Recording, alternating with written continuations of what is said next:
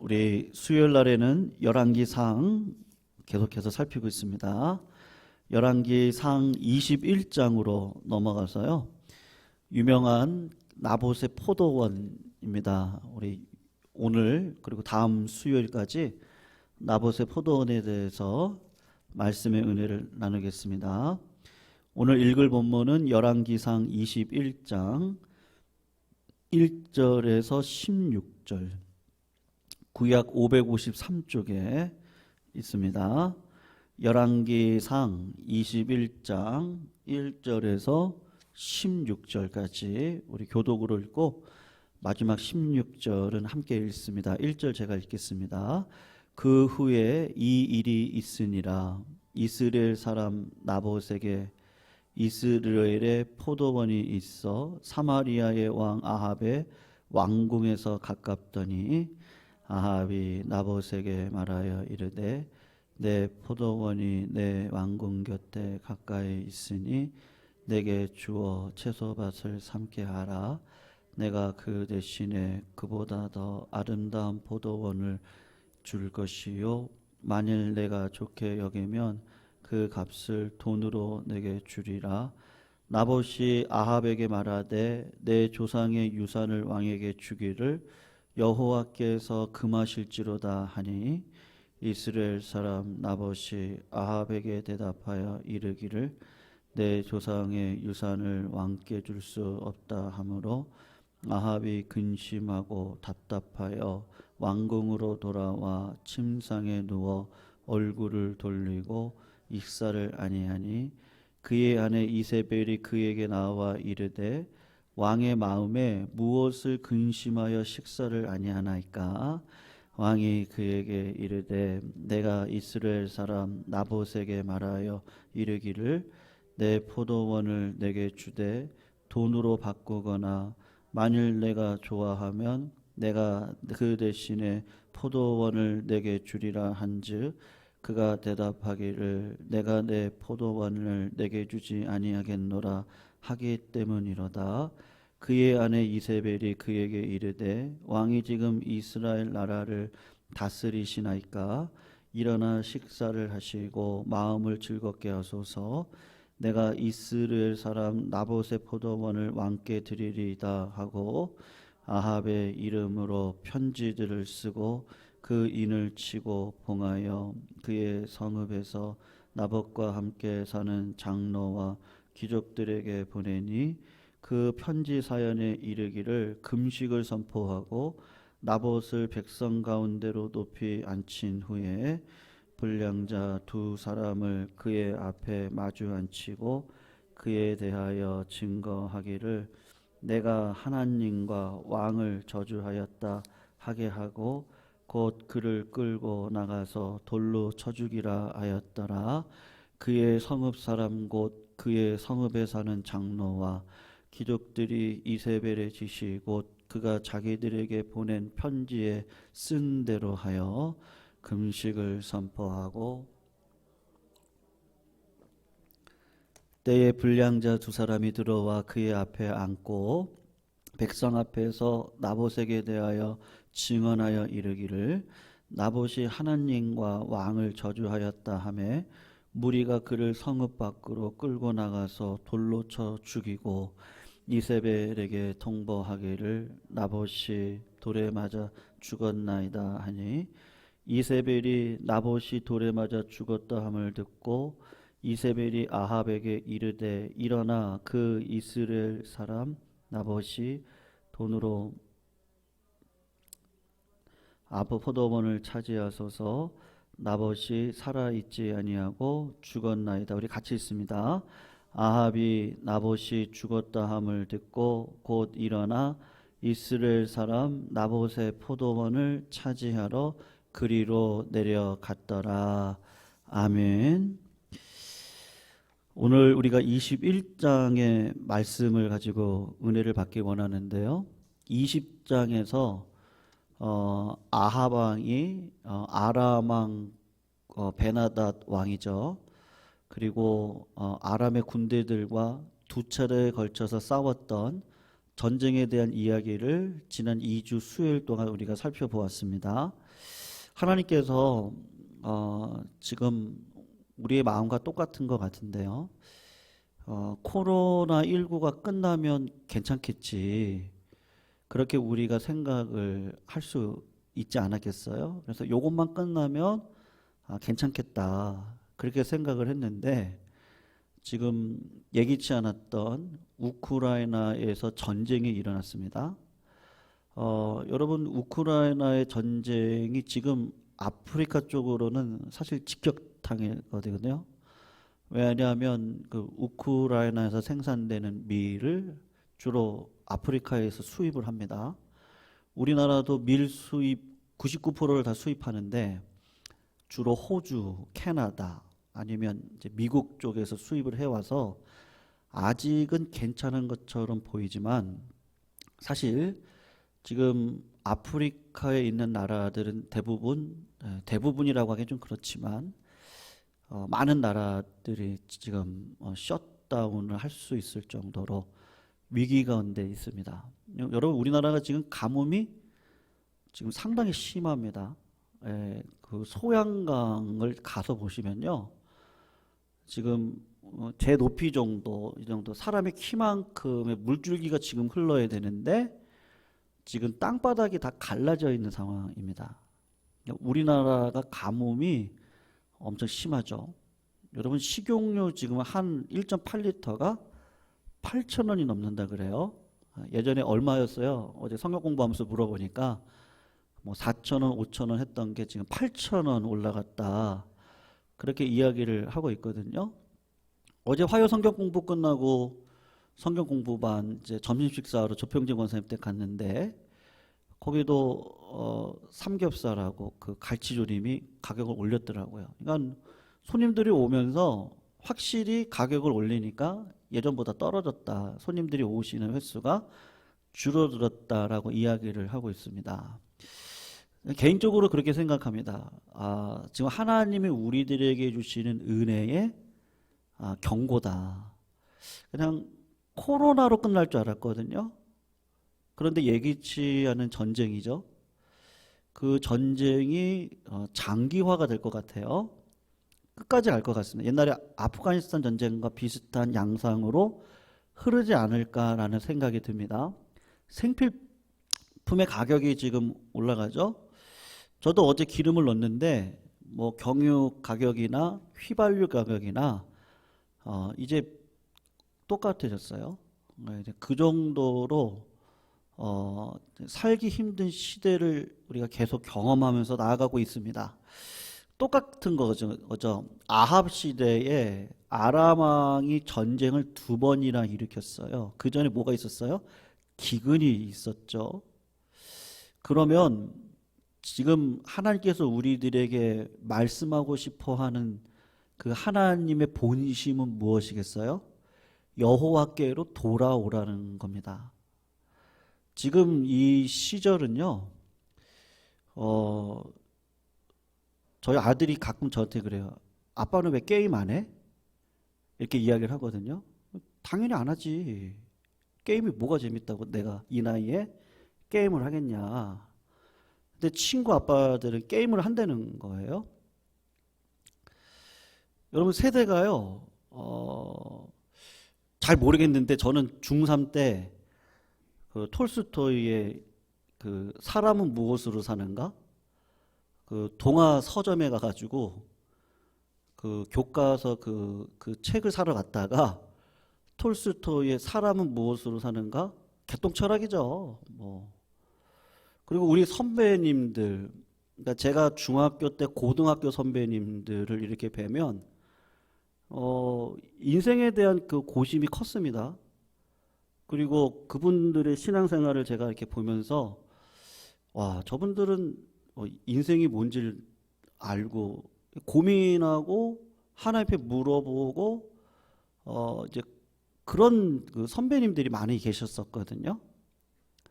근데 지금은 온갖 그 엔터테인먼트라고 할까요? 우리나라가 제가 유학 갈 때만 하더라도 캠핑 문화가 그렇게 심하지 않았습니다. 근데 지금은 뭐 미국 뺨치죠. 그 정도로 우리나라가 경제적으로는 잘 살게 되어지고 국방적으로도 좀 안보가 있고 아합 시대랑 똑같다고 저는 생각을 합니다. 그런데 글쎄 우리 선배들만큼 저희 또래들의 만큼의 어떤 인생에 대한 그런 고민들은 없는 것 같아요. 그러니까 그냥 그 뭐 나가서 그냥 돈 벌기 바쁘고 돌아와서 어디 가서 풀 데가 없으니까 인생의 의미 이런 거 생각하지 않고 그렇게 그 남자들이 그 게임 같은 거를 이렇게 뭐 여자들도 엄마들도 많이 한대요.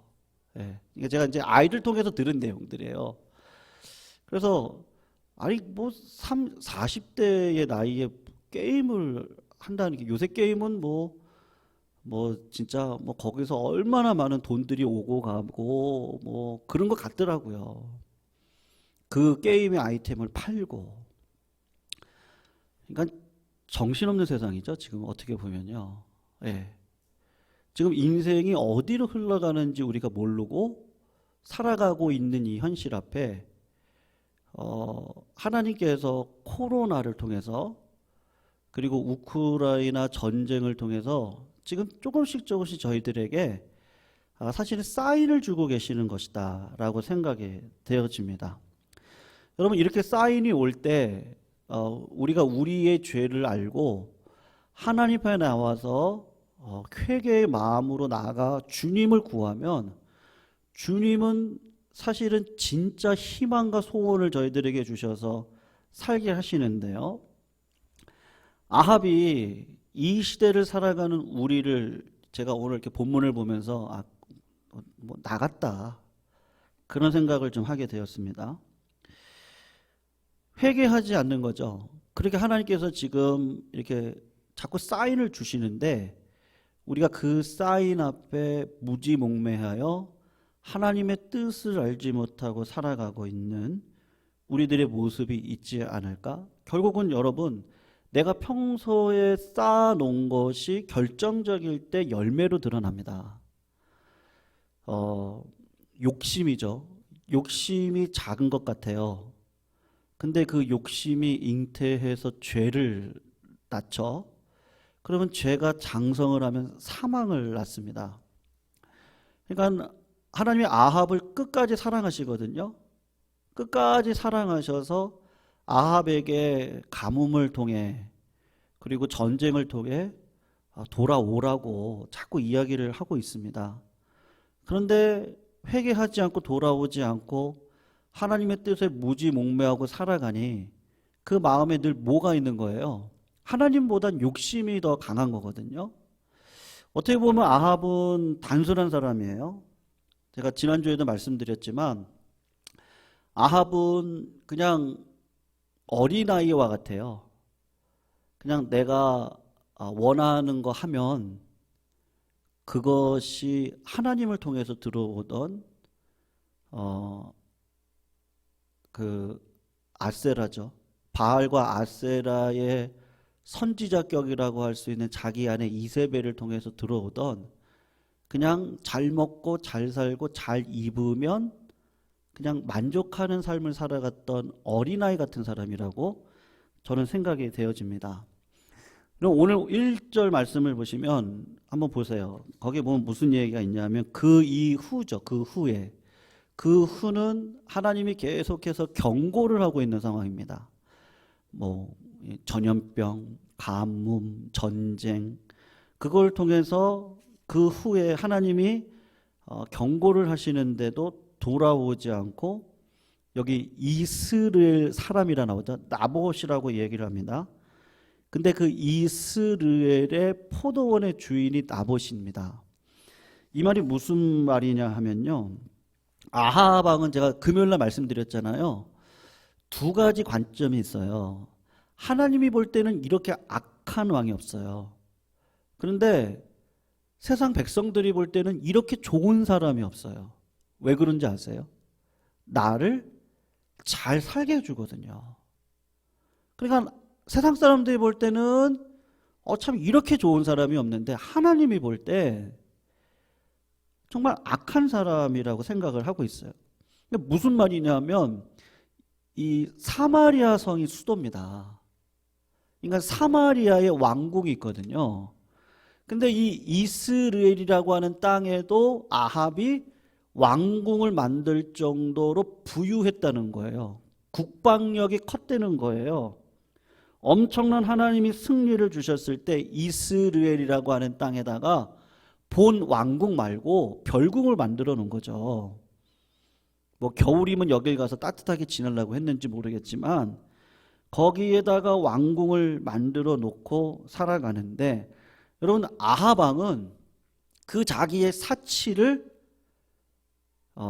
하나님의 은혜 가운데 뭘 먹을까 입을까 마실까, 왕이 세 가지 하면 안 되잖아요.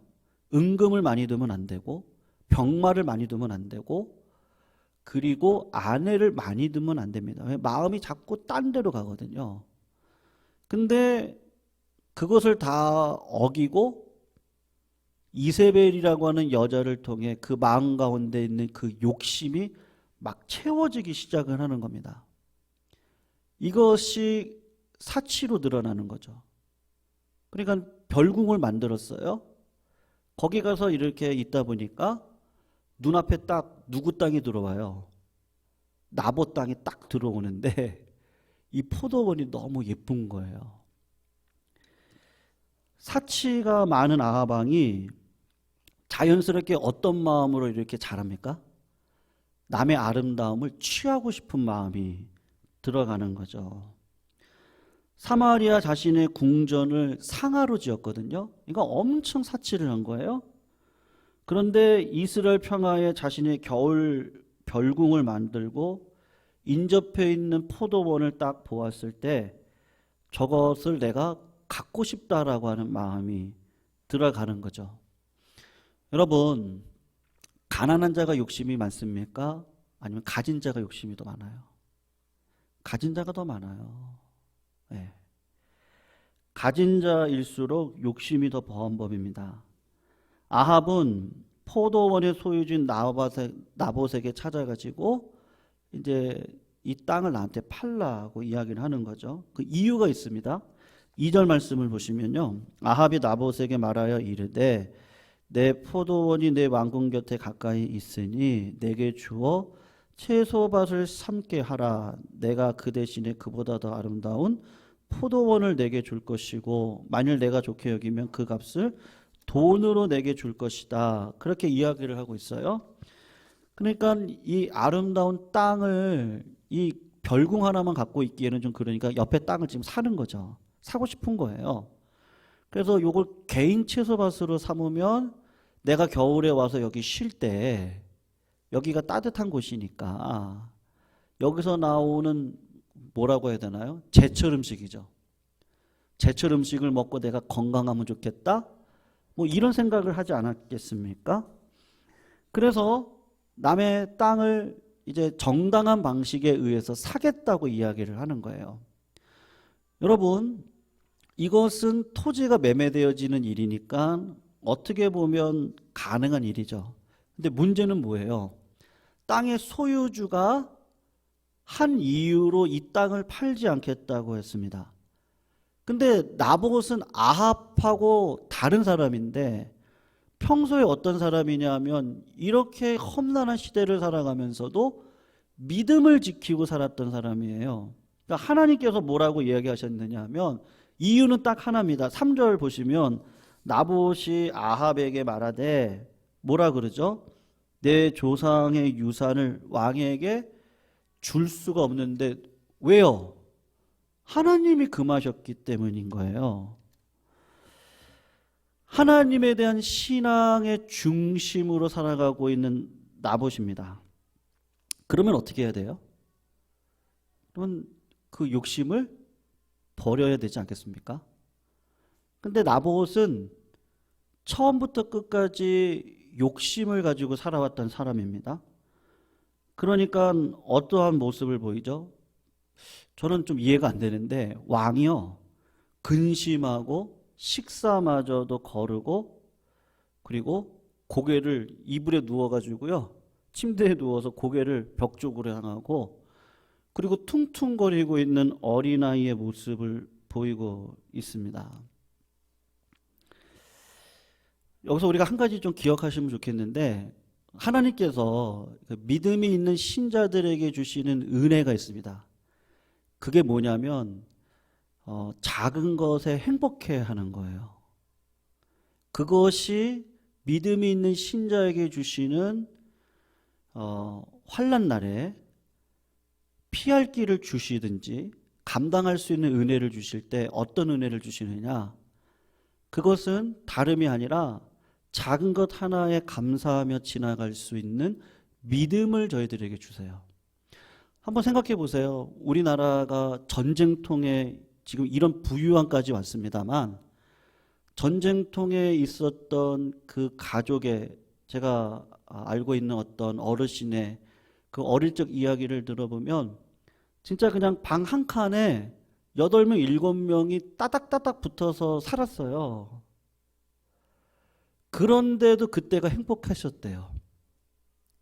그래서 왜 그래요? 그랬더니 그때 뭐 막내가 그냥 뭐 여자 그 막내인데요. 걔가 그냥 이렇게 노래를 부르고 율동을 하면 그게 너무 기뻐가지고 그냥 가족들이 박수를 치고 뭐 먹을 거는 없었는데 가족들이 옹기종기 모여가지고 그렇게 이야기하고 우위를 돋고 어떤 그 모든 것들이 그렇게 행복했다는 거예요. 잘 못 살 때죠. 그런 행복들이 있거든요. 근데 사람의 욕심이라고 하는 게 이 물질이 한 번 들어오고 두 번 들어오고 세 번 들어오기 시작을 하면 이 만족도라는 게 떨어지니 우리가 은혜를 저버릴 때가 많죠. 그래서 우리나라를 생각하면 이랬던 적이 있었거든요. 근데 지금은요. 예. 지금 뭐 국민연금을 내냐 마냐 이런 얘기까지 나오죠. 부부가 국민연금을 아무리 잘 내도 뭐 60 얼마 받는다 그래요. 근데 기초연금이 40만 원으로 30만 원인데 10만 원 올라가면 부부가 받는 돈이 그것보다 많다는 거예요. 그러면 국민연금을 낼 필요 있겠냐? 그렇게 고민할 정도의 세상입니다. 그러니까 나라가 책임져 주는 세상에서 어느 정도 제가 객관적으로 보면 우리나라가 복지가요. 전 제가 볼 땐 미국보다 낫다고 생각합니다. 그 정도로 우리나라가 잘 사는 나라죠. 그런데 세상은 어떻습니까? 원망과 불평이 가득한 세상 속에 살아가고 있죠. 왜 그래요? 예전 우리의 시절을 생각하면 감사할 수 있는데 자꾸 이렇게 비교를 하다 보니 작은 행복들이 떨어지는 거죠. 근데 믿음 안에 살아가는 자에게 내가 궁핍함으로 말하는 것이 아니라 어떠한 형편이든지 내가 자족하기를 배웠다. 그러니까 하나님이 주시는 이 상황을 만족하며 지내는 은혜를 믿는 신자들에게 주시는 거죠. 그래서 가장 조심해야 되는 게 뭐냐면 오늘 설교의 제목인데요. 마음의 경영입니다. 이 마음을요 정말 잘 잡으셔야 됩니다. 그냥 내가 이렇게 한번 눈 감고 잠깐 다른 세상 한번 이렇게 보고 나면 마음이 어느 순간 다른 데로 가 있어요. 그걸 다시 잡아가지고 주님 앞으로 이렇게 오는 게 힘듭니다. 진짜 조심해야 되는 게 내 마음이거든요. 그 생각을 지켜야 됩니다. 그래서 성경에서 이야기하는 아무것도 염려하지 말고 모든 일에 하나님 앞에 기도해라.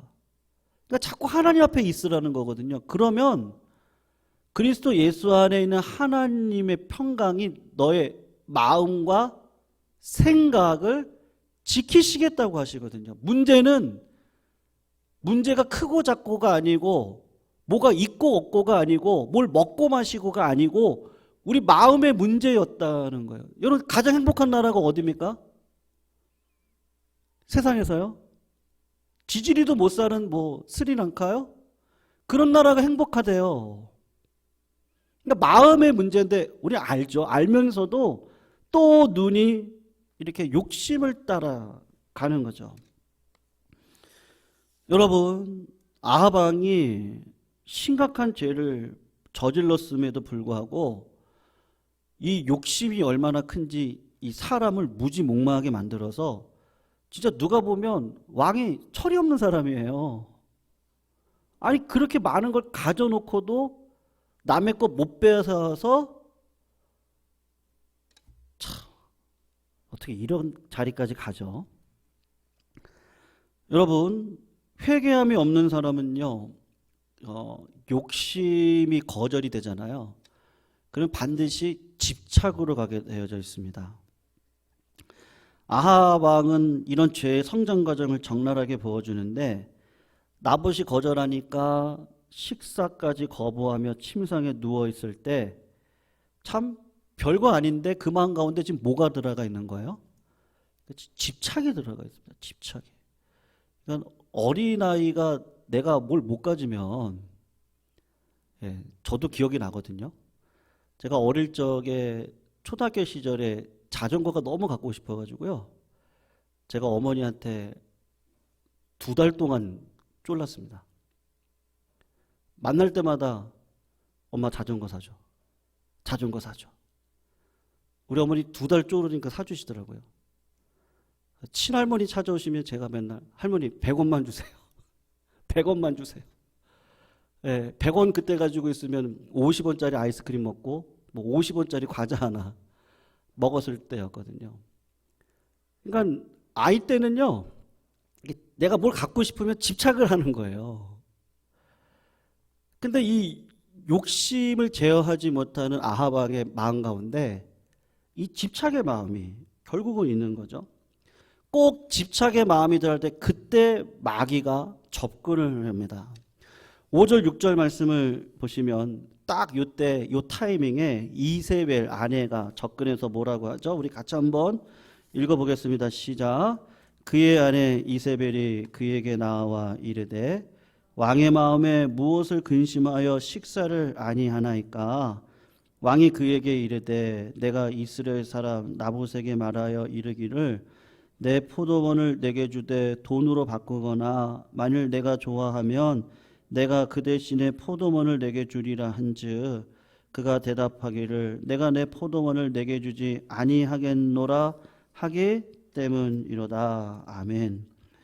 답답한 마음에 얼굴을 돌이켜 식사를 하지 않는 자기 남편의 모습을 봤던 이세벨이 무슨 걱정이 있느냐 물었더니 여차여차 얘기를 해서 지금 나봇의 포도원을 못 가진 것 때문에 그렇구나. 그러니까 그녀가 이세벨이 했던 일이 무엇이죠? 거짓 증인을 세워서 나봇이 하나님과 왕을 저주했다라고 거짓 계략을 짜가지고 결국은 나봇을 죽이게 되는 것이죠. 여러분, 마귀는 항상 유혹을 합니다. 아합이 하나님의 율법에 섰으면 사실은 어떻게 했을까요? 이세벨을 쳤겠죠. 히스기야가 자기 집안에 들어와 있던 그 느후스단 몇백 년을 섬겨온 겁니다. 이스라엘 백성들에게 나무 막대기를 하나 만들고 그 위에다가 놋뱀을 꽂아놨는데 민수기에 보면 이야기가 나오죠. 이 놋뱀을 쳐다보는 자마다 살아날 것이다. 그래서 이스라엘 백성들이 살아났던 경험이 있습니다. 그것을 이스라엘 백성들이 그대로 가지고 있는데 이걸 섬기는 거예요. 여러분, 신앙이 있는 사람이라면 집안에 이세벨이 있어요. 그럼 어떻게 해야 돼요? 쳐내야 되죠. 근데 그걸 못하는 거예요. 그리고 자기의 욕심을 채워주는 자가 자기 아내 이세벨이에요. 그러니까 그 여자를 이용해서 나의 먹고 입고 마실 거를 채워가는 어린아이와 같은 아합이 되어졌어요. 지금 누구의 종이 된 거예요? 바알과 아세라의 종이 되어져서 하늘의 지혜는 어느 순간 상실하고 성령의 능력도 잊어버리고 이제는 세상의 물결 속에 일로 가면 일로 흘리고 절로 가면 절로 흘러버리는 믿음 없는 백성이 되어져서 살아가고 있는 이 아합의 모습을 보게 되는 거죠. 평소에 가지고 있었던 아합의 생각은 뭐였습니까? 하나님이 그렇게 기회를 주는데도 계속 불신앙, 불신앙, 불신앙. 근데 아합과 비교되어지는 나봇은요, 결정적일 때 아니겠어요? 왕이 이걸 내가 사겠다고 하면요, 왕한테 잘 보일 수도 있을 것이고 더 많은 값을 받을 수도 있을 거예요. 근데 그에게 있는 마음은 뭐죠? 평소에 가지고 있었던 마음이요, 하나님이죠. 하나님의 율법은 나에게 허락한 토지를 남에게 넘길 수 없어요. 그리고 희년이 지나면 어쩔 수 없는 가난 속에서 내 땅을 팔 수밖에 없을 때 희년이 지나면 그걸 돌려줘야 돼요. 왜냐하면 하나님이 이 가문에게 준 땅이거든요. 그러니까 이 땅은 팔 수 있는 땅이 아니죠. 나봇에게 마음 가운데 있는 건 뭐니까 늘 하나님이 중심이었었죠. 근데 지금 자꾸 나봇은 여기서 계략에 의해서 죽었지만 하나님이 보실 땐 야, 네가 잘했다. 착하고 충성된 종아. 네가 작은 일에 충성했으니까 내가 너한테 10고를 맡기겠다. 그런 자일 겁니다. 아합은요, 계속해서 욕심을 더해서 결과적으로는 이제는 자기의 백성의 땅까지 뺏어버리는 어리석은 자리에 서 있는 것이죠. 누가복음 6장 45절에 보면 이런 말씀이 있습니다. 선한 사람은요, 마음에 쌓은 선에서 선을 내고 악한 자는 그 쌓은 악에서 악을 내나니 이는 마음에 가득한 것을 입으로 말한다. 가끔 이런 경우 있거든요. 어떻게 저분이 저런 이야기를 하시죠? 그럴 때가 있습니다. 그런데 절대로 그냥 나오는 말이 아닙니다. 평소에 생각했던 말을 어느 순간 결정적이 되면 그 말이 드러나는데 그 말이 그분이 평소에 살아왔던 신앙의 태도인 겁니다. 오늘 주제는 그거예요. 그래서 성도님들 마음의 경영을 잘 하시기를 주의 이름으로 축원합니다. 그런데 이 마음의 경영을 내가 못해요. 제가 말씀드리고 싶은 그거예요. 이 마음의 경영을 내가 하려고 하면 자꾸 욕심이 들어가요. 내가 하려고 하면 내 계획이 들어가요. 내 타이밍이 들어가요. 내가 하고 싶을 때 하려고 하는 그 불신앙이 들어가요. 여러분, 그 밭의 비유 아시죠? 길가밭이 있어요. 돌짝밭이 있습니다. 가시가 왕성한 밭이 있습니다. 옥토밭이 있습니다. 그 밭에 돌짝밭을 옥토로 만들어 주시는 분은 누구시죠? 밭 자체인 제가 할 수 있나요? 제가 못해요. 하나님이 해주셔야 돼요. 근데 옥토밭이 되어지는 밭의 특징은 뭐죠? 내 마음의 밭을 다 누구한테 100% 맡깁니까? 농부 대신 하나님께 다 맡겨요. 그걸 다른 말로 이야기하면 주께로 돌아와라. 또 다른 말로 이야기하면 마음을 다하고 뜻을 다하고 정성을 다해서 주 너의 하나님을 사랑해라. 또 다른 말로 하면 구하라. 성령을 선물로 주시지 않겠느냐. 찾아라. 찾는 자에게 구원의 은혜를 주시지 않겠느냐. 두드려라. 문 밖에 서서 두드리시는 예수님을 만날 수 있는 은혜를 주시지 않겠느냐. 내 생각과 하나님의 생각은 틀려서 나의 모든 것들을 다 포기하고 하나님, 나는 아무 말도 할 줄 모릅니다. 그 마음을 가지고 주님 앞에 나아가 하나님, 내가 어떻게 이 일들을 할 수 있겠습니까? 라고 할 때 하나님께서 내 마음을 경작하셔서요, 내 안에 있는 그 든든하고 그 변하지 않는 그 바위 덩어리, 산과 같은 그 바위 덩어리를 주님이 이야기하셨죠. 믿는 대로 구하라. 그러면 여기 있는 이 산이 옮겨진다 그러죠. 여러분, 그것은 밭에 비유해서 드러납니다. 주님 앞에 온전히 맡기는 자는 내 안에 있는 이 산과 같은 딱딱한 돌산과 같은 이 모든 것들이 바다 가운데 떨어지는 은혜가 있어요. 하나님이 내 마음을 경작해 주세요. 말씀이 들리게 하세요.